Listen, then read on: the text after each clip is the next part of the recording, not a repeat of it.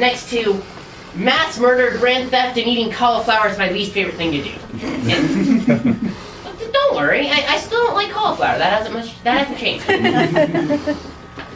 So the first legitimate, actual story I ever wrote was back in 5th grade. It was this clumsy, awkward little story that I wrote as it was basically a piece of propaganda against the space shuttle.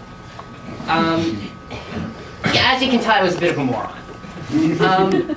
Now, I have improved since then. It's taken me a little while, but I have gotten better. And in fact, just last year, I graduated from the title of weirdo to hipster. There is a difference. It's that now I'm incredibly pretentious. I'm getting ahead of myself. Now, my English teacher, when I turned this story, she was a big fat stupid face. She gave me an A on the story, and it's like, what, sure? Why would you give me an A on that? That's she's English teacher. She'd know better. And some of you are probably thinking, well, why am I looking a gift horse in the mouth, right? Okay, first of all, why would anyone look a horse in the mouth?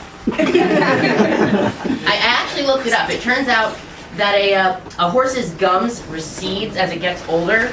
So you can actually tell how old they are by looking at their teeth. See, now I don't seem so silly for watching a show about cartoon ponies. Even though I didn't learn that from the show, but that's not the point. So, as much as a moron as I was in 5th grade, my English teacher was about twice as much of a jerk face. Most of the days in her class were pretty much another student would ask for help, she'd say, sure, what do you need? And then if I asked for help, she'd say something to the effect of, figure it out, you lazy idiot, or something like that. And no, I'm not kidding. So, I don't know, I'm not sure why, but I just had this sneaking suspicion that she had this vendetta against me. And she also probably had cauliflower every day for lunch. So, naturally, I didn't do well in most assignments in her class, but somehow, though, I still managed to get an A every quarter. I'm guessing she, doctored my grades to make people not realize she was being a terrible teacher. She was just trying to cover her own behind, but actually, that's another weird metaphor, okay? Why would people talking about covering their behinds like it's exposed? The vast majority of people I see out in public every day have their behinds well covered and not visible. So, is this hypothetical person someone who just walks the streets every day in their underwear? And if so, why would someone want to associate with them? But I digress. Fast forward to the following year, and I'm in 6th grade, and I'm just beginning to adjust to middle school. And we're doing a poetry unit in English class, and we're assigned to write a poem with the theme of I am from. Okay, first of all, that's not a complete sentence. I wouldn't complain, except this was English class, as in the class where you learn grammar. So they could have had an actual sentence for the theme, like, where are you from? But no, they just had to drop the direct object. But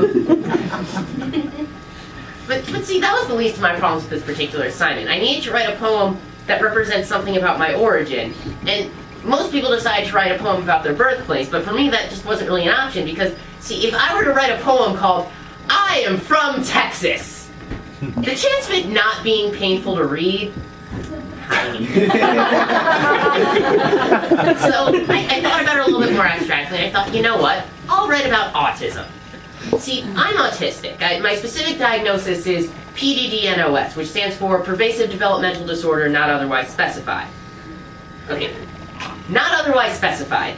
Are you serious? That's like saying that I'm so weird that you're not even going to bother figuring out exactly what I have, even though that's kind of the exact point of a diagnosis. I can actually believe that I'm that weird. But nonetheless, my diagnosis is a form of autism, and that's what I ended up writing about. So I typed up this poem, and I'm going to admit, I didn't enjoy writing it very much.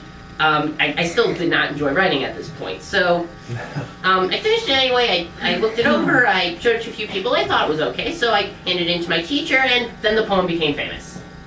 I'm not kidding. I'm exaggerating a bit, but I'm not kidding. See, after that assignment, there was a writing contest by the Autism Society, and my mom asked if I wanted the poem entered. So I told her I didn't particularly care either way. So she entered it in the contest. And somehow it won.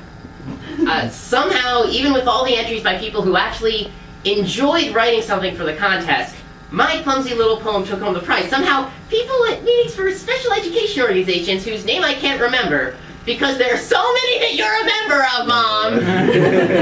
Somehow, they still are calling that thing inspiring. Okay, no, it's not inspiring. It's bad. It's bad. Should I really care so much? I mean, it probably sounds like I want people to burn every single copy of that poem and dance all over the ashes. And I don't want that. But just for the record, if people did do that, I would dance. I would do the electric noodle. The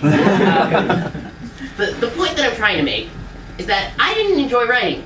And even though I have no problem with people enjoying it, I can't help but get frustrated every time I hear about it. It's like I get this vague, irrational fear that years from now I'm going to win a Pulitzer Prize, and it's going to be for that poem. I can't help hating a poem that I hated writing. But the following year in 7th grade, that was the first time I actually enjoyed writing something. I wrote this story called Village in Blue. Yeah, sounds pretentious, doesn't it? And by all accounts, I should not have liked this story. First of all, I wrote it while completing a standardized test, and my hatred for standardized tests rivals my hatred of cauliflower. I wrote it on a piece of scrap paper, and I was supposed to leave all of my test materials in the room, so I stuck it out anyway, and I probably broke the law by doing that. And I have it in here. Reading it again now, I honestly don't think it's a good story. It's poorly paced, it's heavy-handed, it's hard to interpret, but you know, it's just like how I hate that poem that everyone who I showed it to seems to like. I just can't help but like the story. And I wrote a few drafts of it, and I eventually submitted it to the school's to my school's literary magazine. And I still have my copy here. And oh yeah, you remember that? Yeah, yeah. Yeah.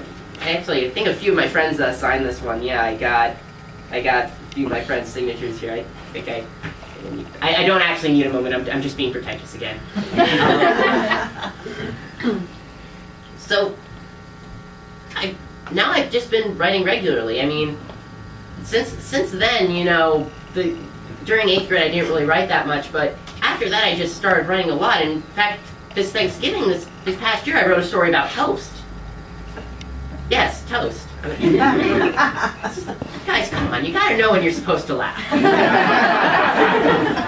Specifically, it was a dystopian world where everyone was absolutely obsessed with toast. In fact, you could say it was a dystostia.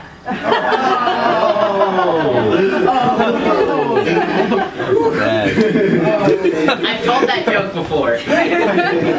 Yeah, I wrote the story for an online contest, and it tied for 4th place out of 18 entries, so you could say the story was one of the upper crust. It certainly wasn't crummy. Wow. I think I've hurt some people.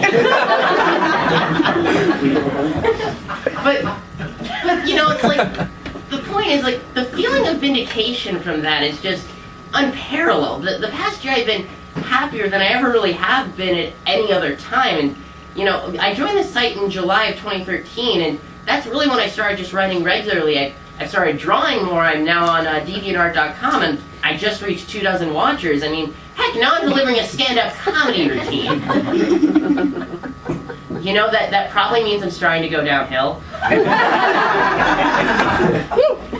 But, so, I think I can just close this out with a bit of advice. Just based off of the fact that, you know, now that I'm actually invested in something that I'm happier, I think it's good to be invested in what you do, right? You just need to, if you're not invested in what you're going to do, then you're not going to be successful, because, like, well, what does success even mean if you're not doing something you like? So, you gotta like what you're doing. And you also gotta avoid the cauliflower. That's the most important part.